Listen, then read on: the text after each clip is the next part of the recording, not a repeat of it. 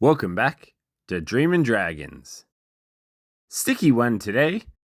Saw a post a few weeks ago floating around the socials asking if it's possible to graft their dragon fruit with superglue rather than the traditional methods. Saw some mixed feedback on the post, so figured what a perfect opportunity to try something different. To say it's a success or a failure, I'd really want to give half a dozen of these a crack.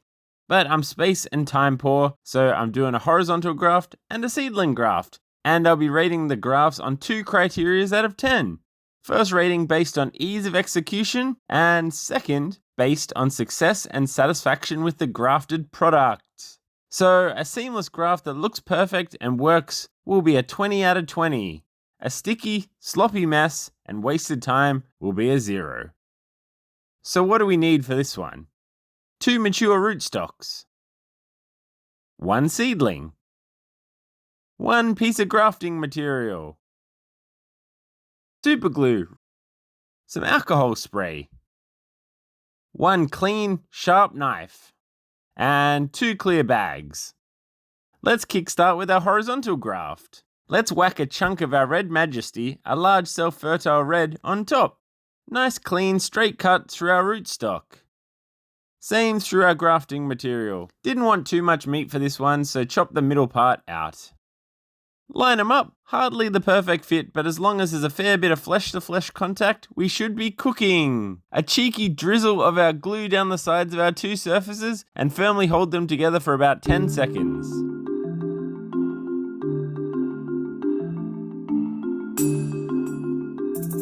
Whack our date and grafting material on there. Chuck a cheeky bag on top to keep humidity up and slow any potential drying out of our grafted piece. And we're done. Rightio, time for a rating.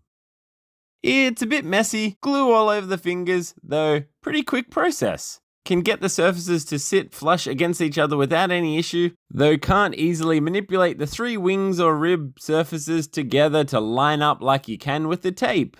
Let's give this bad boy a 6.5 out of 10. Now it's time for our seed graft. Keeping it short and sweet, once again, clean, smooth cut through our rootstock. Smooth cut just below our cotyledons. Sit the surfaces together. I typically find it doesn't matter where on the surface the connection is, as long as there's that firm connection. Glue time. Yikes.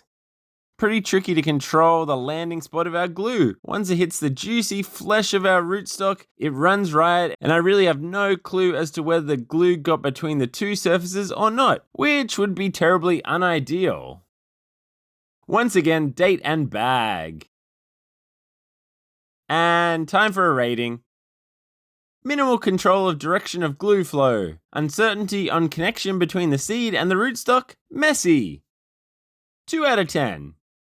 Zip forward about 10 days, and as you can see, glue hasn't really stuck to the flesh on our horizontal graft, but it did hold our graft together. Not terribly shabby. It's only early days, but I'm feeling pretty confident about our graft success here.